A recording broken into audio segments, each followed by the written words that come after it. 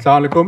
মাননীয় প্রধানমন্ত্রী, মাননীয় মন্ত্রী পরিষদের সবাইকে, প্রতিমন্ত্রী, এমপি, উচ্চপদস্থ সরকারি কর্মচারী এবং ব্যবসায়ী সবাইকে, প্রথমে আমি মনে করি যে আমরা আজকে যে অনুষ্ঠানে এসেছি সেখানে মাননীয় প্রধানমন্ত্রী আপনি সবসময় একটা কথা বলেন, যেটা আমার স্মরণ করতে হবে, সেটা হচ্ছে আপনি সেবার কথা বলেন, যে আপনি রাজনীতি করেন সেবা করার জন্য, এবং সেই উদাহরণটা আমরা দেখেছি।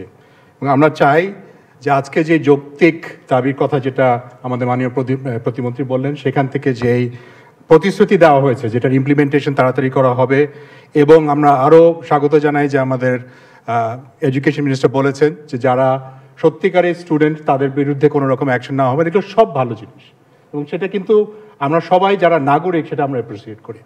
এখন যেটা হয়েছে যে আমরা সবাই দেখেছি যেটা ছিল যৌক্তিক শান্তিপূর্ণ ছাত্রদের আন্দোলন, এটা আরেকটা জিনিসে পরিণত হয়েছে এবং সেটা আমরা সবাই জানি। এটাকে রিফিউট করার জন্য মাননীয় প্রধানমন্ত্রী আমরা চাই যে মানুষের মন জয় করার যে এখন একটা সংগ্রাম চলছে, আমি মনে করি এখানে একটা যুদ্ধ চলছে, সেটাকে প্রতিহত করে দেশে এবং বিদেশে দুই জায়গায় আমাদের কাজ করতে হবে। সেখানে আমাদের এফবিসিসিআই প্রেসিডেন্ট বলেছেন যে অর্থনীতিতে এখন একটা রক্তক্ষরণ হচ্ছে, এবং হাতেম ভাই যে কথাটা বললেন পুরোপুরি ওনার সাথে আমরা একমত। আপনারা আমাদের কারখানাগুলো কালকে থেকে খোলার প্রতিশ্রুতি দেন। আমরা আমাদের এলাকাতে কোভিডের সময় আপনি যে সাহসটা দিয়েছিলেন, আমরা এলাকার অ্যাডমিনিস্ট্রেশন ছাড়া এলাকা ভিত্তিক ডিসিশন নেব। যদি দেখি যে আমার এলাকার সমস্যা হচ্ছে আমি বন্ধ করে দেবো, কিন্তু কারখানাগুলো খুলতে দেন, আমরা মানুষকে রাস্তা থেকে কারখানার ভিতরে নিয়ে আসি, আমরা চালু করি, আমাকে চালু করতে দেন। দ্বিতীয় যেটা আমাদের অ্যাডভাইজার মহোদয় বলেছেন, থ্যাংক ইউ, যে সরকার প্রতিনিয়ত চেষ্টা করছেন যে স্বাভাবিক করতে।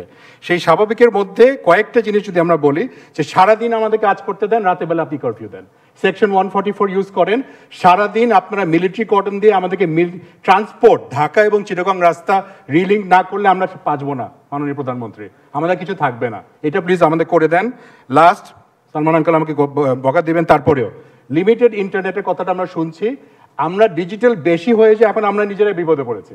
আপনাদের যেটা করেছেন সেটা কিন্তু ম্যানুয়াল ওভাররাইড সিস্টেম আছে, এনবিআর এর চেয়ারম্যান মহোদয় এখানে আছেন, ম্যানুয়াল সিস্টেমে মাল খালাস করার সিস্টেম কালকে থেকে শুরু করেন, আমাদেরকে ম্যানুয়ালি খালাস করতে দেন, আমরা শুরু করি, রেজিস্টার দিয়ে করবো, আমরা পারবো, আমরা উনি বলে দেন আপনারা, ওনারা পারবেন, আমরা 24 ঘন্টায় পারবো, আমরা পারবো, এটা সম্ভব, আপনারা বলে দিলে হয়ে যাবে, ম্যানুয়ালি করে দেবেন। আর সবচেয়ে বড় কথা যেটা আমি মনে করি, আস্থাটাকে তৈরি করতে হবে। আবার আমরা সাধারণ মানুষ এটা দেখতে চাই না। আমরা যখন দেখি যে মেট্রো রেল নষ্ট হচ্ছে, এটা আমাদের বুকে লাগে, এটা হতে পারে না, আমরা এটার পাশে নাই।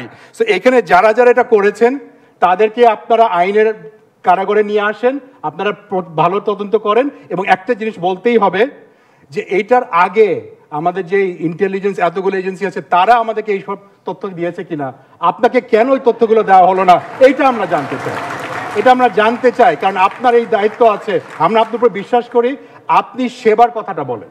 আমি শেষে একটা কথাই বলবো, শাসনতন্ত্র থেকে সেবাতন্ত্রে আমরা সবাই দেশের সেবা করি, আমরা এটা চাই। Thank you.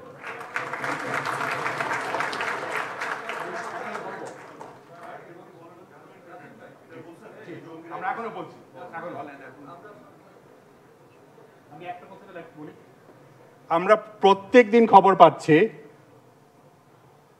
আমাদের যারা প্রতিদ্বন্দ্বী দেশ আমাদের এক একটা ক্রেতাকে 5টা করে ইমেল পাঠাচ্ছে যে বাংলাদেশ থেকে আর মাল নেওয়া যাবে না।